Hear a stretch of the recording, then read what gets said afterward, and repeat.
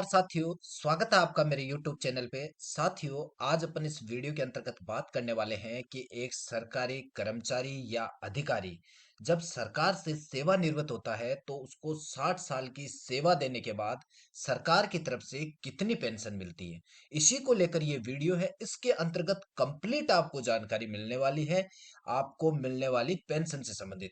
साथियों, यहाँ पे एक चीज और क्लियर करना चाहूंगा। साथियों, सरकार के अंतर्गत क्या होता है, बहुत सारी पेंशन होती है। जैसे किसी कर्मचारी की डेथ हो गई तो उसके परिवार को कितनी पेंशन मिलेगी, जिसको अपन फैमिली पेंशन बोलते हैं। किसी कर्मचारी ने वीआरएस ले लिया सेवा से पहले तो उसको कितनी पेंशन मिलेगी। किसी कर्मचारी को सरकार ने अनिवार्य सेवानिवृत्ति दे दी तो उस कर्मचारी को कितनी पेंशन मिलेगी। और किसी कर्मचारी ने अपने 60 साल पूरी सेवा देने के बाद रिटायरमेंट हुआ तो उसको कितनी पेंशन मिलेगी। इन सब चीजों की मैं आने वाले समय के अंतर्गत वीडियो लाने वाला हूं, सीरीज लाने वाला हूं। इसलिए आप मेरे चैनल को सब्सक्राइब जरूर करना, जिससे आपके पेंशन से संबंधित किसी भी प्रकार का कोई डाउट्स नहीं रहे और मेरे कंप्लीट वीडियो आपको मिलते रहे, क्योंकि मैं समय समय पे सरकारी कर्मचारियों से संबंधित आपको जानकारियां देता रहता हूं। चलो साथियों, ज्यादा समय आपका नहीं लेते हुए स्टार्ट करते हैं अपन आज का ये वीडियो। सबसे पहले अपन बात करते हैं कि अगर कर्मचारी पूरी 60 साल सेवा करने के बाद, सरकार द्वारा जो सेवानिवृत्ति की जो आयु है वो वर्तमान में 60 वर्ष है। अगर कर्मचारी ने 60 साल की पूरी सेवा की है तो उसके बाद उस व्यक्ति को जो पेंशन मिलेगी, उस पेंशन को सरकार के अंतर्गत अधिवार्षिकी पेंशन के नाम से जाना जाता है। साथियों, अधिवार्षिकी पेंशन का मतलब है राज्य सरकार के अंतर्गत कर्मचारी द्वारा अनिवार्य सेवानिवृत्ति के लिए निर्धारित की गई आयु प्राप्त करने पर सेवानिवृत्त किया जाता है तो उसे अधिवार्षिकी पर सेवानिवृत्त माना जाता है। अब बात आती है कि पेंशन के यथार्थ, इसका मतलब ये हुआ कि पेंशनरों की रक्षा करने के लिए, पेंशनरों को समय पे पेंशन दिलाने के लिए पेंशनर जो डिपार्टमेंट है राजस्थान सरकार का, उसके द्वारा एक चार्टर जारी किया गया है और उसके अंतर्गत कुछ सामान्य निर्देश दिए गए हैं। वो निर्देश क्या है साथियों, कि पेंशनर को सेवानिवृत्ति की 2 वर्ष पूर्व सेवानिवृत्ति की सूचना मिल जानी चाहिए। दूसरा है, सेवानिवृत्ति से 1 वर्ष पूर्व सेवानिवृत्ति के आदेश की प्रति भी कर्मचारी को मिल जानी चाहिए। सेवानिवृत्ति से 6 माह पूर्व पेंशन प्रकरण तैयार होकर पेंशन विभाग को प्रेषित हो जाना चाहिए। इसके बाद में सेवानिवृत्ति से 2 माह पूर्व अधिकृतियां जारी हो जाए। अधिकृतियों का मतलब होता है बहुत सारे डॉक्यूमेंट होते हैं, जैसे आदेय प्रमाण पत्र होते हैं बहुत प्रकार के, वो सारी जारी हो जानी चाहिए। आवेदन बाद समुचित समय में संशोधन अधिकृतियां जारी की जावे। इसके बाद में आपको जो अधिवार्षिकी पेंशन लेने के लिए कौन कौन से प्रपत्र अनिवार्य हैं। सबसे पहला होता है पेंशन कुलक, उसके बाद में होता है सेवानिवृत्ति आदेश, उसके बाद में होता है विभागीय जांच एक बकाया प्रमाण पत्र भी आपके पास होना चाहिए। अंतिम वेतन भुगतान प्रपत्र, जिसको अपन एलपीसी के नाम से जानते हैं। विभागीय अदेयता प्रमाण पत्र, वाहन ऋण भवन ऋण अदेयता प्रमाण पत्र, वर्णात्मक नामावली में संयुक्त फोटो। सेवा पुस्तिका के अंत में पेंशन अवधारण हेतु वरिष्ठ लेखाकर्मी का वेतन नियतन के सही होने का प्रमाण पत्र। विशेष वेतन यदि कोई हो का पुस्तिका में इंद्राज एवं विगत 10 माह के औसत की गणना। कर्मचारी की जन्म दिनांक प्रमाणित होनी चाहिए।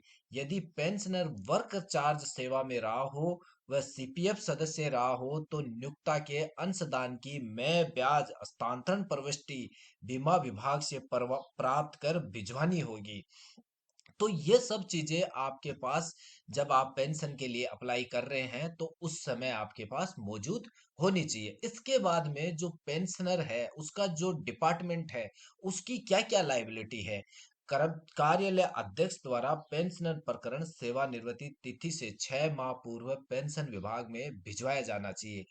सेवानिवृत्ति के ठीक पूर्व प्राप्त किए जा रहे वेतन, जिसमें विशेष वेतन भी शामिल है, के 50% तक, जिसे अर्क सेवा के पूर्ण 6 माही खंडों के कुल 50 के साथ अनुपात के आधार पर समायोजित किया जाएगा, पेंशन स्वीकृत की जाती है। इसका मतलब ये हुआ कि आपका जो बेसिक वेतन है उसका 50% और कई जगह स्पेशल वेतन भी मिलता है, जिसको अपन विशेष वेतन बोलते हैं। जैसे राजस्थान जो सचिवालय सेवा है उसके अंतर्गत कर्मचारियों को कुछ अमाउंट विशेष वेतन के रूप में मिलती है, तो वो भी आप जब सेवानिवृत्त होंगे तो आपको उसका भी आधा आपको पेंशन के रूप में मिलेगा। इसका मतलब यहाँ पे ये है। इसके बाद अपन बात करते हैं कि पेंशन के लिए न्यूनतम 10 वर्ष की अहकारी सेवा होनी चाहिए। इसके अभाव में केवल सेवा ग्रेजुएटी ही स्वीकार्य है। आपको पेंशन नहीं मिलेगी 10 वर्ष से कम की आपकी सेवा है तो। सेवा ग्रेजुएटी प्रत्येक पूर्ण 6 माह के लिए 15 दिन की मिलती है। मतलब आपने 6 माह अगर पूर्ण किए हैं तो 15 दिन की जो तनख्वाह है आपको प्रत्येक 6 माह के बाद ग्रेजुएटी के रूप में सरकार द्वारा दी जाती है। 3 माह के बराबर या अधिक के वर्ष के भिन्नांश को पूर्ण आधे वर्ष के रूप में माना जाएगा। मतलब या तो 3 माह या उससे अधिक हो तो उसको 6 माह मान लिया जाएगा। पेंशन के लिए परिलब्धियों से तात्पर्य राजस्थान सेवा नियम मतलब राजस्थान सर्विस रूल के साथ 24 में यथा परिभाषित वेतन से अभिप्रेत है। सेवानिवृत्ति मृत्यु उपादान के लिए अनुज्ञेय महंगाई भत्ते की रकम को भी परिलब्धि का भाग माना जाता है। इसके बाद में है अपन यहाँ पे एक छोटी सी गणना करते हैं कि एक कर्मचारी है जिसकी सेवा है सरकार के अंतर्गत वो 26 वर्ष है। मतलब कर्मचारी ने जो सरकार में नौकरी की है वो कुल 26 वर्ष है। उसके बाद में उसका जो वेतन है वो 65,400 रुपए है, तथा कर्मचारी जब सेवानिवृत्त हो रहा है तो उसका जो महंगाई भत्ते की दर है वो 50% है। तो अपन यहाँ पे कैलकुलेशन करेंगे कि कर्मचारी की पेंशन कितनी होगी, प्रति माह मिलने वाली पेंशन कितनी होगी। साथियों, कर्मचारी के पेंशन प्राप्त करने के संबंध में मैं यहाँ पे एक छोटी सी चीज आपसे क्लियर करना चाहूंगा कि 25 जुलाई 2023 को राजस्थान सरकार के द्वारा एक आदेश जारी किया गया, जिसके अंतर्गत जो पूर्व में निर्धारित 28 वर्ष की जो आयु थी पूर्ण पेंशन प्राप्त करने के लिए, उसको 25 वर्ष कर दिया गया है। अर्थात 25 वर्ष की सेवा पूर्ण होने पर कर्मचारी को पूरी पेंशन का लाभ प्राप्त हो सकेगा। अब उस कर्मचारी की अपन पेंशन की गणना करते हैं। उसकी बेसिक सैलरी 65,400 रुपए जब वो रिटायर हो रहा था उस दिनांक को है, तो इसलिए उसकी जो पेंशन योग्य बेसिक होगी वो 32,700 रुपए होगी। और जिस दिन कर्मचारी रिटायर हुआ उस समय महंगाई भत्ते की जो दर थी वो 50% थी। इसलिए इस बेसिक पे 32,700 पे अपन 50% अगर महंगाई भत्ते की गणना करेंगे तो 16,350 रुपए उसका महंगाई भत्ता बनेगा। इसके अलावा अगर उसको स्पेशल पे कहीं मिलता है तो वो भी इसमें हाफ ऐड होगा, और इस प्रकार से प्रति माह जो कर्मचारी की पेंशन होगी वो 32,700 प्लस 16,350 रुपए जो कुल होगी 49,050 रुपए प्रति माह। साथियों, ये थी मेरी छोटी सी जानकारी अधिवार्षिकी पेंशन को लेकर।